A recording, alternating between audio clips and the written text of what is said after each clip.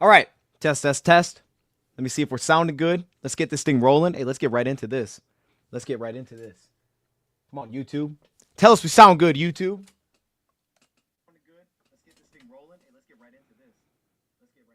I think we sound good. I think we sound good, man. Y'all have to let me know. Y'all have to give me a one if we sound good. But we're back. We're live. Thursday's injury report is here. And this is going to be a short stream. It's going to kind of be like a video. So if you're watching this back, how you doing? Okay. I was going to do this as a pre-recorded video, but for time reasons, I got a show here at 5:30 p.m. Eastern time. We're debuting our first draft show over on the Roundtable Sports. So you can check that out live at 5:30. I'm fired up for that. But in preparation for that, I can't make this super long, and I was like, man, I don't know if I can get a pre-recorded video in. With the editing and stuff, there would be no editing to it. So I'm like, let's just go live. Let's do it live. Let's get in. Let's get out. I appreciate the one God, Alex. I appreciate it. Frog's in the building. Frank's in the building. We're going to get right to it here today. But as always, this live stream, this isn't a video, is being brought to you by BetUS, man. YouTube 150 is the code down in the description. Use that code, man. 150% deposit match on your first deposit, 125% on your next two, up to $2,000, man. BetUS is hooking you up this year, man. And he's still got tons of time. Still got tons of time. I saw the odds today. It's like plus 2,000 for golf at MVP. Everybody's jumping off the boat. But maybe that's the opportunity to swoop in and find some good odds, because I think Josh Allen is like insanely the favorite. Like, he's the favorite, but by like a mile. And they play nobody the last few weeks. So I don't know, if you think the Bills could lose to the Patriots or something and leave the door back open, this is your opportunity, man. So we'll give a shot to BetUS there. We'll take a look at that here in a second. But let's dive right into this. I want to start with the injury report. Then we'll talk a little Calais Campbell, because I feel like if I wait too long on the whole Calais Campbell situation, it's just it won't make sense anymore, so there'd be no point of even doing content on it. And I didn't want to make it like something super long. So like I said, I was going to do a quick video, but time reasons, like I don't think it's going to happen. So I'm just going to throw it in here to the live stream. And I also want to talk a little bit about Jahmyr Gibbs. Just a little bit, because we know that, he's running back one right now without David Montgomery, as we see on the injury report. Let me zoom in a little bit. It's kind of hard to see. As we zoom in here, offensive line is the thing to keep an eye on. The interesting part of this, with Graham no participation, both these guys are listed with injuries. Knee injuries from the Buffalo game, and then we also got Frank on here with back, no participation the last couple of days, is that Ben Johnson did basically talk about how, some of these guys are over 30, how many snaps they've had this season, having their bye week, maybe being a little more cautious with these guys. So it didn't come off as like a super alarming, like these guys are probably going to miss. But at the same time, them also not being listed with rest like Kevin Zeitler or Taylor Decker. Both these guys were listed with rest on Wednesday, and all of a sudden it's full participation day. Those guys are legitimately listed with injuries. So it definitely could be the fact that they don't need to see them on the field, right? We understand that, and that, hey, they're dealing with something, right? But it's one of these things where let's just be cautious. We're not going to have them practice today. We don't necessarily need these guys to practice. But if they can't go, where do the Lions turn is the big question, because, of course, as Detroit Sports Talk brought up, Glasgow would be going to center if there is no Frank. What I would assume that they do is they go to Michael Neese, who's their backup center. They kept him into the roster cuts, and he was okay. He was okay during the preseason. He's played a little bit this season. He's actually played, let me get the exact, he's played 34 snaps this year. He's played in the games that we've blown teams out. Dallas, Jacksonville, Tennessee. He stepped into those games. And then, of course, at guard, it's recently been Christian Mahogany as the backup that's actually active, not KO'd. So I would assume they'd go to Mahogany. He's played 3 snaps this year. He's played at right guard against the Packers. He played a couple of snaps for Zeitler when he stepped out. They also could go the route of going back to KO'd, especially if it is like, hey, we want someone at left guard, because KO'd played left guard against Seattle. I thought he played well against Seattle. I thought that was a really strong game for him. Pass protection was really solid. He gets on guys quickly, and then as a run blocker, I thought he did well. So they could also go back to that direction if they know coming in like they're not going to have him. They'll both be up, I'm sure. But if they know they're not going to have him, I'm not mad at that idea if they want to go back that direction. So that's the big thing with the injury report. Outside of that, though, kind of all expected. Dave Montgomery, we don't expect to see him practicing here. I don't think we've gotten any update, though. Maybe have y'all seen anything? I don't think we've gotten any update in terms of like whether or not, this is for sure done for the year. I mean, that's the assumption, but I don't think we've gotten anything from the third opinion, which, by the way, I will say, as crazy as it sounds, I don't think it's crazy to get a third opinion. Like the more I don't think it's crazy. Again, I go back to my experience. It's not the same thing, but they didn't know my thing was for sure tore, right? So getting multiple opinions makes a ton of sense. And especially when I had a doctor tell me like, yo, if it's, because he's dealing with an MCL injury we're hearing. If it's like some sort of tear, but it's like microscopic where they can't actually detect it. I know for my situation specifically, it doesn't even show up. I went through the big tank thing. I can't think what it's called. It doesn't even show up on there. So like, I'm not mad at him getting a third opinion. That doesn't mean he could play just because they're like, hey, it's good. I would doubt that, you know what I mean? But I would get all the opinion. Why not? You know what I mean? This is your life. This is what you do. I get 4 opinions, man. Why not? So, but he's definitely not playing this week. You know what I mean? So I'm just going to throw it out there. He's definitely not going to play this week. That'd be my assumption. Last update, he's looking for a third opinion. So go get that opinion. Monty, do your thing. I have no issue with that at all. I think it makes a ton of sense, and I think you should. Because that's a process. I mean, that's going to be a process once you kind of dive into like, okay, now what do we actually need to do to have this happen? The surgery ain't fun. Surgery's trash, dog. The surgery's trash. The truth, did you get the option of like 2 different styles of surgery? They gave me 2 different options. You know what I mean? I had like either it could be a 6 months process basically, or like a year process. I went with the shorter one, but they're like, yo, it's going to be more painful. And I was like, all right, more painful. Okay. The first like day, I was like, all right, this is kind of terrible. I can't even move. This is garbage. But after a few days, like, I'm glad I made that decision. 2 times the boat. That's just insane. Same. How did 1 to 3 doctors not know I had a torn rotator cuff? That's a problem. Wait, Hungry Man, you went to 3 doctors for a torn rotator cuff? I feel bad, man. I feel bad. I'm on the boat. Go Lions. It's about to be epic. I like that, Frank. All right, but outside of that, though, with the injury report, like, I don't think anything's really changed here. We've had a couple guys pop up. It's weird when they do it on Wednesday, and it's like not like a practice. We got all these guys with rest, and all of a sudden the next day it's like, wait a minute. But Jahmyr Gibbs listed here, and I don't really know what to make of this because for a while it's been like, okay, what's going to happen here with Jahmyr Gibbs? But he's listed with limited participation. Does that mean he's opened his 21-day window? When I saw that, I mean, that's my assumption. I don't know if the Lions even listed anything like that, like official roster moves. I would assume he's began his 21-day window then, right? Like, because he hadn't, I don't think he's been in there. So that'd be my guess, is that he's opened his 21-day window and Jahmyr Gibbs is like on the table to getting back at some point. I don't know at what point, but he wasn't listed yesterday. I don't think that's because, he got injured yesterday. He's been dealing with this. I think that maybe he opened like okay, now he's actually going to be on the practice board. My man Broder's in the building. Underrated return. Okay, so that must be what it is. By the way, it's good to see you in here, man. That must be what it is then. He must have started the process. I did see this. I don't love this. Seeing Brian Branch on here, right? We had apparently it was a cramp issue, but it was limited. It wasn't no participation. So I'm optimistic, but it's not great. And outside of that, I don't think there was much that changed. If he's still going the right way, Trevor's going the right way. This is great here from Reader. Anybody that had practice, I mean, it's great after rest because we didn't really know where they stood. But I think that's the big one, is the Jahmyr Gibbs one. I think everything else is kind of just where it is. And then the Brian Branch one, hopefully he's good. And then we'll keep an eye on the offensive line. But the Jalen one's interesting.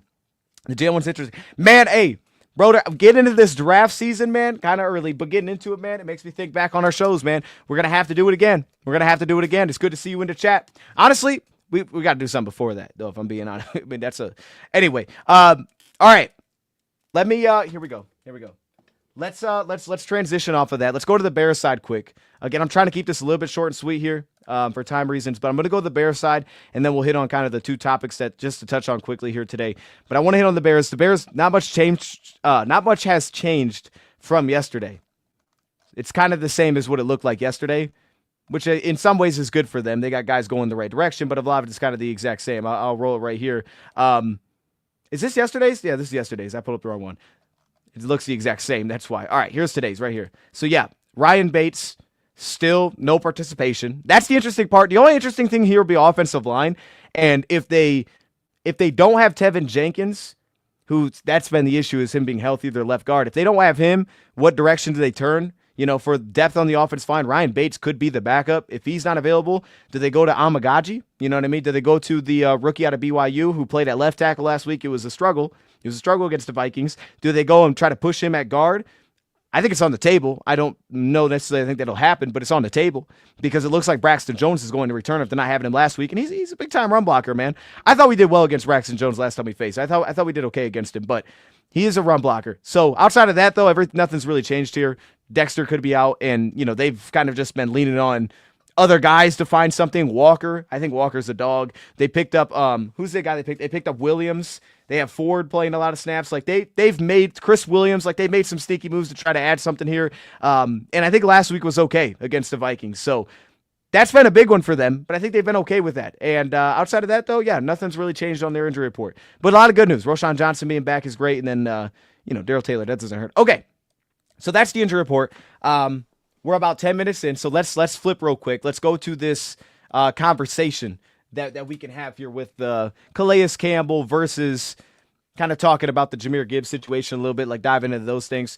I'm going to kind of tie them together. They're not at all related, but I think the Jahmyr Gibbs one it's kind of fun to talk about. And I didn't know how to go about this. I was like, yo, I feel like we should have had another video this week. And I'm disappointed that I didn't. So next week I'm going to have to hit y'all with something. Maybe I will figure it out. But the point is we scored 40 points and I wish we would have had like a deeper offensive video. Like I feel like we should have done that rather than just a live stream. And I don't think I highlighted enough there because I thought it was a really good game in the passing game. And I've been hyped up about it. So I wanted to revisit this in some way, but I didn't want to overdo it with where we're at in the week already on Thursday.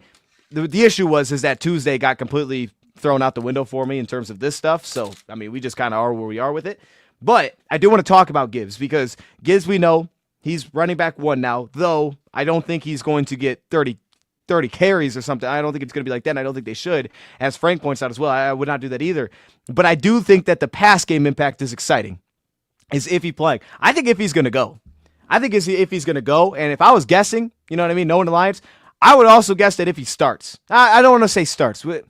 You know what? Yeah, he might start. I think he might start. I think Branch might go to corner. He might start. I think if he's going to play a lot, I'll leave it there. I think he's going to play a lot this weekend. But the Jahmyr Gibbs, like the emergence of, specifically to me, the pass game impact. It's what I've been waiting for. You know, I thought that he was going to be so special in that area when we drafted this guy. And, you know, I was thinking about last time, like, yeah, I probably missed on that. You know what I mean? I was probably too high on that. But that's also the development process, right? You dive into traits, you dive into things that you like rather than the finished product, right? What could this turn into? And I was a complete believer in what that could turn into as a pass game piece. And I think that, and it was such a limited sample size in college too, is just like flashes of like, oh, that was awesome. But I think that since he's been in the NFL, like I think it was Dan Campbell that brought it up in his last presser, like this guy has improved so much in the passing game. And I think that we're seeing that like in a lot of ways since that he stepped in. Like he would just like run through routes. He'd kind of slip and fall. The pace was always very hit and miss. But every time he got the ball in his hands, we knew he was dangerous. And I think that this last week, the guy ran, I think it was 42. It may have been 47. He ran over 40 routes. He ran 42 routes against the Bills this last week. Now, some of them are just, you know, flats and things like that. He ran technically 42 routes against the Bills. A lot of that's because Monty wasn't in there, but also the amount of times that they were putting him at receiver alignments in the slot, out wide, in motion. We saw the 2 back sets. We saw him at a receiver, and we saw Monty in the backfield. We saw St. Brown split back with Jahmyr Gibbs. Like, we saw a lot of that. And I think that some of that as well has been what he's been able to do in the absence of Khalif Raymond. Like, I feel like Gibbs has actually picked up some of the slack from Khalif Raymond, where it's like even when he's not getting the ball, he can kind of be the guy to just pull coverage out of the play a little bit. I think that he's picked up some of like the Khalif Raymond usage.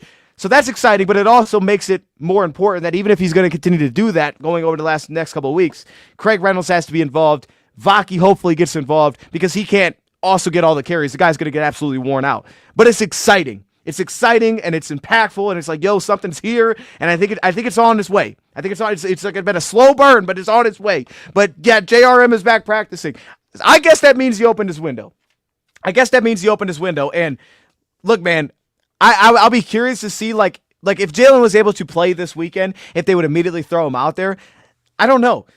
You know what I mean? I think they roll with David Long after last week, and I think you let him continue to get snaps, and you kind of see where that is. But I can tell you that even getting a guy like Jalen maybe back potentially for something like the 3rd and long, it would be beautiful, you know, to have him out there, you know, and then you can kind of make sure that he is the guy that's manned up on somebody. I think it just adds more flexibility. And then we obviously know, I think where he excels is red zone. I think you put him in the red zone, he's a problem at linebacker. I think that's where he's at his best. I think that's where he shined for us in the past. So I look forward to that as well. And hopefully that means he's on the right direction. I doubt that he plays this week. But it is practicing. That's fantastic. So I wanted to go to the Jahmyr Gibbs talk, but I also wanted to touch on the Calais Campbell situation because here's the situation. Let's just lay it out there. The only way Calais Campbell becomes a Lion, right, is if, first off, he actually gets released. So this guy's with Miami, and the report came out yesterday while we were live that he may get released if they get eliminated. So right now, Miami currently, they're 6-8. If they lose this weekend, I think they're officially eliminated, but they're probably a very legitimate path where if they lose, they're almost eliminated already, but if they lose this week, I think it's like officially official. They're out of the playoffs. They need a lot of things to go right, but they're not officially out yet, and they play San Fran. So if we assume they lose to San Fran, they get out eliminated for the playoffs, and then they do decide to let him go. If they do decide to go that direction, my thought on that is probably just that, hey, they're looking at Calais Campbell, having the year on his deal. What's the reason of holding on to the guy? You know, maybe that was even something that they had conversations about in the past, and it's just like, there's no reason to hold on to the guy. You know, we're not playing for anything anymore. Just go play somewhere else. Dude's 38 years old. And there was actually trade interest at the deadline. Like, I liked him at the deadline. That's why initially caught my eye when we were sitting here live yesterday, because he was someone I thought we should have went after. And maybe the Lions were involved in those conversations. I don't know. The only I don't even want to call it official, but the only rumor that I've heard from this is that Baltimore reportedly was offering a 5th-round pick for him during the trade deadline, and Miami pulled out like last minute. They're like, yeah, we're not going to do that. We're going to hold on to him. And look, the Lions were in a different spot at this time. You know what I mean? This was after losing Hutchinson, but Calais wasn't like Zadarius Smith, right? These were two very different players, and I think even going back to that time, I was like, yo, if you go get Calais, maybe you make a second trade, because they're very different types of players. But now also hearing that John Kaminsky has to be the softest team in the NFL. Now hearing that John Kaminsky is also unlikely probably to return at this point, I think it makes it even more and more like, I'll address it from this perspective. Should the Lions be interested in Calais if he gets released? So if they do get eliminated, he does get let go, and then he's going to have to hit the waiver wire because it's past the trade deadline, which the Lions are going to be like near the bottom at. So it's not like that you can just for sure go grab him even if they're interested, because there's probably a good chance that somebody else is going to throw a claim out there like, we actually like him. I mean, there's a lot of playoff teams that are going to be in front of us, and if Baltimore literally did offer a draft pick and they were the highest offer, then it's probably very possible that they would scoop him up. I don't know that they would for sure, but it's very possible they'd be like, we're going to go get Calais now, or at least put their claim in before we do. That'd make a ton of sense. So there's obstacles the Lions can't control when it comes to adding a guy like Calais Campbell. But if we look at it from the perspective that we can control, and the question is, should the Lions be interested? In my opinion, the answer is absolutely. Absolutely. it's and this is kind of a carryover from yesterday. I'm not going to show a ton of plays, but I just kind of want to give a sense of what Calais has done this season. And let me hit you with a couple numbers just to lay this out. So this season, he's got 32 pressures right now. Now, I think at the deadline, he had 17, so he's been on a pretty steady pace at that point. Very good against the run so far this season. He's got 4 sacks on the year, and it's actually what stood out to me is the amount of snaps that he's actually played. He's played way more in the interior than he has since 2018, which is interesting. Also, his pressure rate going back to November 26th, according to Pro.NFL, was over 10%, and that's where that would be like the Aleem McNeil kind of range last year, and even the DJ Reader range. So there's that aspect, and also on top of that, like I said, he's playing now 58% of the snaps this year. He's playing 58% of snaps. Last year was 62. So he's also taking on a pretty large workload. And for the Lions, if you looked at where we're at as a team, what we could use right now, when you look at where I think DJ Reader's going to have to bring for us and Levi, one, it opens up flexibility if you bring in Calais of hey, Levi can then for sure play more in the interior. I don't know that the Lions even have interest in doing that. I don't know that they do. I think they like him at defensive end. So I don't know that they're going to constantly move him in there. But like I said, last week, Levi played some nose tackle for us. He played up and down the line for us last week at times, and that's just kind of where we're at right now, right? It's strength and numbers now for the Lions. The Lions got to have guys that can move around, and Calais fits into that perfectly. He's playing a lot in the interior. I still love him at defensive end. So if I brought him in and I felt good about Levi kicking inside, I think it'd be a beautiful match, because then with Pascal, having then Calais into that mix, being able to kind of just set him down at defensive end and also minimize, I think, what his concerns would be. There's a schematic element to this as well with the way that the Lions play. We see Pat O'Connor playing D-tackle, so I believe he can make it work. Okay, Pat O'Connor's 270 playing the 3 technique. But even outside of that, I still think that he'd be best at defensive end. The Lions could make that decision, because I think what he's best at is he's incredibly slippery. He has a incredible awareness. He's got a lot of discipline to his game. He's the vet. He feels it, right? He sees it, and he's got an excellent get off. And there was even an advanced stat that said that, his get off time was 0.9 seconds, which is the second highest of his career. I don't know how the heck they came with that number, but whatever. It's great. It's fantastic. It's great. And then you watch him. And I'm just going to show some clips and kind of let this thing play just to show what Calais is about. Okay, he's big 93 here. A couple of my notes, I have a lot of notes on this, because this was going to be a video. But for one, I think he's got elite hand usage. In terms of guys that become available at this time, I think he's got incredible hand. You just don't get this, and this would be regardless of when he becomes available. I think he's got elite hands. He does a great job of finding ways like this to get leverage, half man. I put on the thing when we were talking about it for the trade deadline, I called him Mr. Getting Edge, and I still think that holds up perfectly in his more recent games. Mr. Getting Edge is a perfect nickname for what this guy's all about. And here, let me zoom back in here. I don't know what that was. The other aspect, and I think this hit me after watching the Bills game. There's not a lot of teams that are the Bills, but it hit me after watching the Bills, and we see all the, the quarterback taking off and moving around and all these things. And then you watch Calais Campbell, and I think what Campbell does so well is he does such a good job of keeping the quarterback in the pocket. He's so good at keeping the quarterback contained. He has a great awareness about him. He is an excellent stunt piece as well. Like, this guy has that kind of forward momentum. He's very slippery, as I talked about, as we see here. But he has that ability to kind of fill in to those open gaps. He just kind of feels it. Obviously, the length is great. The guy almost has 36-inch arms, so you talk about just kind of disrupting pass lanes. But I think when you think about the playoffs and who you may have to deal with, that comes into play. Now, here would be an example of him kicking at a D tackle, and this is what he would be capable. Like, there's no doubt. Single blocks, I think he'd be awesome. You could put him on the inside, let him work on a guard. He would eat up single blocks. One of the games that stood out to me, and I'll show some clips, he absolutely dominated Zach Tom at right tackle. I mean, he went crazy on Zach Tom, who's the Green Bay Packers right tackle, who's a very good right tackle. But he's so long. It was such a mismatch. It was like, this guy, he's giving him a lot of problems. But even when he does kick into the interior, like, it intrigues me a ton because I think these single blocks he could be very good at. Obviously, he's got the length to deal with that, and he has excellent vision. He sees over everybody, so it's no problem there. The problem would be, like, the double teams and the fact that he can get kind of moved off his spot a little bit. Like, he's not a guy I want to just settle down and be like, yeah, just hold your ground here. I don't want to do that. Unless he's at defensive end, then I trust it a little bit more, right? That's kind of the game that I like for him. But you see it, right? You see the contact balance, which is something I brought up, during the trade deadline as well. And I'm just going to let some clips play here of how darn good Calais Campbell has actually been this season. Okay, because we're talking about, for potentially the rest of the season, what that could actually look like. That's what this is about. And he's an absolute playmaker. He's so tough to get hands on, I think, is the biggest problem. And then when you see the effort that he gives to pursuit, I don't love his tackling. His control's a little bit messy. He falls on the ground a little bit too often, right? He kind of carries that forward momentum, and it tends to get a little bit messy on him. But plays like this, as a stunt rusher, where he's crashing into guys, he's crashing in here out to the left guard to free up another rusher just like this. I mean, he's just pinballing guys to the ground, and that's what he's about. Like, he's going to be tough, I think, to get to that point where it's like, okay, guys are just completely whiffing on him in pass protection because he doesn't have kind of that juice to just, I'm gone, I'm by this man. He gets off the line well, but he doesn't have that, but he does have the length. And he has that ability to get sideways, and it's kind of difficult to latch onto him and kind of stall out, so it just kind of continues to work and work. And a lot of times, it looks like the guy's playing against kids, man. Like, he grabs him and he just kind of moves him backwards. And you're like, that probably shouldn't be happening, but it is, right? And then, obviously, this is the concern. Okay, we double team him. We're going to go right. He's playing on the interior. Yeah, good luck with that. We're going to double team the guy. Well, it turns out that he's got that ability to beat those single blocks, and he has the feel. He can find the ball, and he's incredibly slippery like this, where he beats these guys immediately. Like, the swim move is nasty. I love the club move as a pass rusher specifically. He's got the rip through. He's got the entire bag that you're looking for as a piece right there. And then, just spots like this. It's the effort. It's just he was dominating Zach Tom, right? And Zach Tom's a good right tackle. You're going to see him work here against him.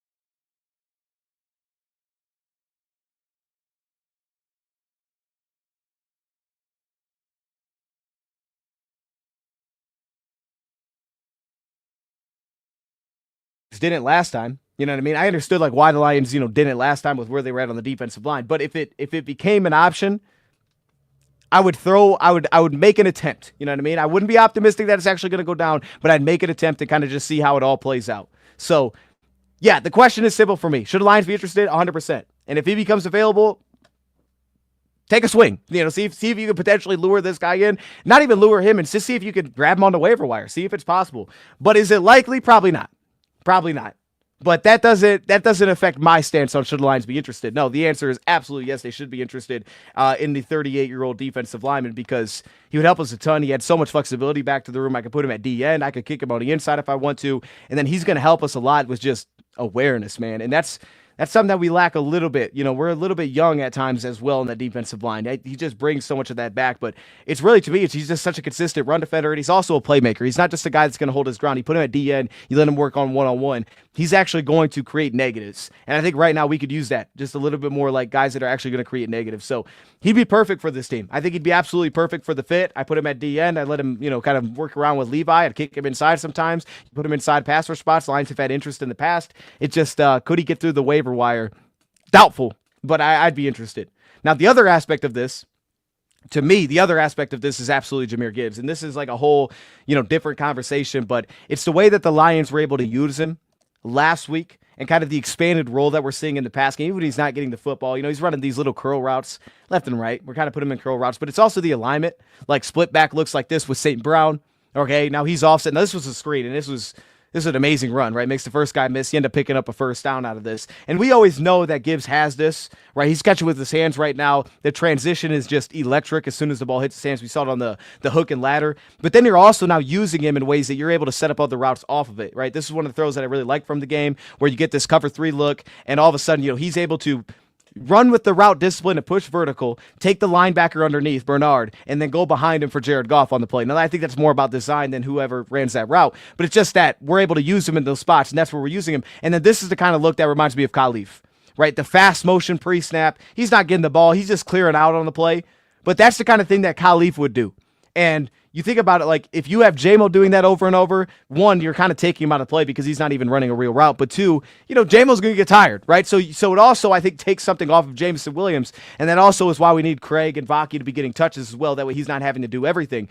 This was one of my favorites because I love the wheel route. In the past, we never connected on this thing, but it's just like a play like this, like it's good for the coverage, right? It's a perfect look for the coverage. Again, cover 3, you get him held inside a little bit, but it's the way that he slows down his route. Like the way that he kind of pulls back, lets off the gas a little bit. That way he can settle in, make this grab, make himself a target. He doesn't run into coverage. And, yet when we were live on, I don't know what day that was, right after the game. We were live at the game. We were recapping it. I think it was Monday. And we were talking about Jameson and like, okay, I think there's areas where like the football intelligence, needs to probably improve here as just a receiver in general. That's the kind of thing that I think in little ways we're seeing kind of come along. And then this has also been just Goff's added this, Tim Patrick, the broken down plays where he's been effective. Like you try to set him down underneath, then he gets open late. And I like about it because Gibbs is constantly searching. Like before he gets the ball, he's making himself aware of his surroundings. So as soon as the ball hits his hands, he's making a play. So we're seeing that a lot. Like even a play like that, right? He's the curl guy. He's the guy underneath. He's the check down option. And then obviously Goff kind of like leaned on him late, which this is typically what Monty has done in the past. But Gibbs' pass protection has been really sound for us. And then of course you get in these spots, him being able to kind of visualize and see it and then get himself to a spot. And then of course he kind of knows where he wants to get to once the ball hits his hands. And that burst is unmatched. And then he's finishing these plays just like that. Like he's finishing, he's getting into the end zone. And that's why I'm optimistic about the red zone looks as well. But you're seeing the variety. You're seeing the middle field threat. You're seeing the recognition of zone to settle down and not run through the zone in plays like this, make himself a target, and then finish on the play. Every time you're seeing him finish, you're seeing him lunge forward. This has been like kind of the next step, I think, in a lot of ways for Gibbs. And then I'm watching these plays, and it's not perfect. He doesn't look like a receiver, right? You see a little bit of beating the drum at the top. It gives it a little bit of a tell. But even on a play like this, he's worked on Bernard, right? He kind of runs this little under route, but then he breaks it back out. So you get kind of like this, fade look, and then it breaks back underneath. He's got a little nuance to the route running to try to create some separation to the point where later in the game you see them run that again and he doesn't get open. The corner just kind of settles on top of it. But you're seeing the variety of like ways they're asking to get involved here. And that takes me back to college because we only saw it in like small doses of kind of testing that out. And now all of a sudden, we're starting to see that kind of emerge. And I think the absence of Khalif Raymond has allowed that to open up for him a little bit. And obviously not having Monty had done that too. And then, you get him on a hook and ladder and he's just insane. He's insanely fast. So there's that aspect too. But I think that this is, rushing, obviously there's a lot of areas of growth that have been kind of taking place. And I thought, Indy, we did a video. I don't know if it was video or live stream, but we pointed out Gibbs. I think it was live stream. And then today I was like, hey, we should probably point out what he's doing in the pass game. Because to me, this is another one of those next steps. And we really have never tapped into this like this. I know you can catch the screen and run, but I want to see like the route tree be a little more diverse. I thought that he'd be a weapon in the pass game. And I think now we're starting to get towards that area of like, okay, he's now kind of filling in some of the Khalif Raymond role because Khalif's not here. He's running from a lot of different alignments, right? They're putting him in a lot of different spots. So I think this is fun. I'm excited about this. And I look forward to seeing where this gets to. But this feels like just the beginning. And Dan Campbell kind of giving him like the attention after what he did last game and his, the way that he was route running and the improvements he made there. Like, we got to give that some hype. So all in all, Calais Campbell, if he gets let go, he hits the waiver wire, put a claim in, see what happens. That's what I would do. Okay, I would absolutely do that. Lions got 24 million cap space according to over the cap. I'd do that. For Jahmyr Gibbs, I love where this thing's going. This thing is, to me, is trending the right direction. I'm optimistic for it, and but that also is why this can't be the Gibbs show. It's got to be Craig involved. It's got to be hopefully Vaki involved. I would love to see him get touches, but it's got to still continue to be those guys. Those are good guys. Those are good backs. And then on top of all of that, the injury reports dropped. Jalen Reeves-Maybin. Hey, Jalen Reeves-Maybin might be coming back at some point, but it really looks like if he is. Full participation 2 days in a row. That's great news. That's great news. And now we're just keeping an eye on the offensive line. So I'm going to leave it there. All right, I got to go get prepped for this show. 5:30, we're going to be on the roundtable. We're going to be live. We're going to be doing our first draft show. So tune into that. But until then, I'll see y'all over there. Hey, man, shout out to BetUS. You know what? Let's give a little look to this, though, because I haven't even looked at the you got Oregon Ducks. Y'all talk about football champion? Man, I'm excited for it. I think it's going to be hype. I think it's going to be hype. I'm excited for the Indiana game. I think Indiana's going to win tomorrow. I'm excited to see how that plays out. Man, I don't know, man. There's a lot of good ones. I think Penn State was super impressive against Oregon. You know what I mean? So I don't really buy Oregon as much, but I'm really excited to see. You're saying it's a dark horse. I'm really excited to see Penn State actually, but they're playing SMU, so they should win that football game. I think it's gonna be fun. I just wish the Penn State game was at night. I'm kind of a little bit disappointed that the Penn State game's not at night, right? Like that's a during the day game. Like, man, that should be the night game. You know what I mean? Like not Ohio State, Tennessee. Like I get it, it's a good game. I want to see Penn State at night, dog. All right, I play a little NCAA football. I need to see that environment in real life. That's where I'm at with it. You know what I mean? So I'm a little disappointed in that. You said stop it with that. My bad. Hey, look, I forgot. That's my bad. It's gonna be a good game though. It should be good. It shouldn't be terrible. It shouldn't be terrible. Okay. That's good. It's also big. I think they had. I don't remember where I saw that. We'll get into that later. Anyways, over here on BetUS, man, we got the lines for this week's games. Lions are at 6.5. That's kind of stayed, relatively the same as I've seen throughout the entirety of the week. And then over here, I'm curious to see what they have exactly for their MVP award. Like I'm not sure where they even hold up. What the heck's going on? Oh, here we go. I know Josh Allen's a major favorite. Ooh, how does this change? Kevin O'Connell's even. So Kevin O'Connell's the favorite to now win Coach of the Year. This thing changes week by week, man. Dan Campbell's now plus 275. He ain't even the favorite anymore. Now would be the time maybe to look at that. Defensive Player of the Year. See, okay, only thing I don't get about this too is they hype up Tomlin because of his quarterback, and I get it. But it's also if y'all are going to talk about our injuries all the time, then why not give Campbell some hype for dealing with all these injuries? You know what I mean? I don't know what we're doing. But anyways, comeback player of the year. They got Tim Patrick on there. Oh, snap. Tim Patrick plus 1,000? Yo, he probably ain't going to win, but that's kind of fire. I didn't even know he was in that conversation. Okay, Tim Patrick, we see you. But where's the MVP at? Am I missing it? Is it not on here? Offensive player of the year. Okay. Chase, Saquon, the favorite. Yep. That just means he ain't going to win MVP. That's what that is. What if you won both? Hold up. I feel like it's not on here unless I'm missing something. But anyway, I don't know. We'll keep it on it. They probably ain't sure. You know what I mean? They're probably not sure. But anyways, we're going to leave it there, man. Shout out to BetUS. Use code YouTube150 to check it out. All right, 150% deposit match on your first deposit, 125% the next two up to $2,000, man. They're hooking you up if you're looking for your sports book, man. We're going to leave it here. I will see you guys in about 20 minutes if you want to tune into the Roundtable Sports. And with that, we out, man. Enjoy the rest of your night. And, hey, hopefully Ohio State loses. I'm just being honest. Look, that's it. That's all we're looking for. We out, though. Appreciate y'all joining.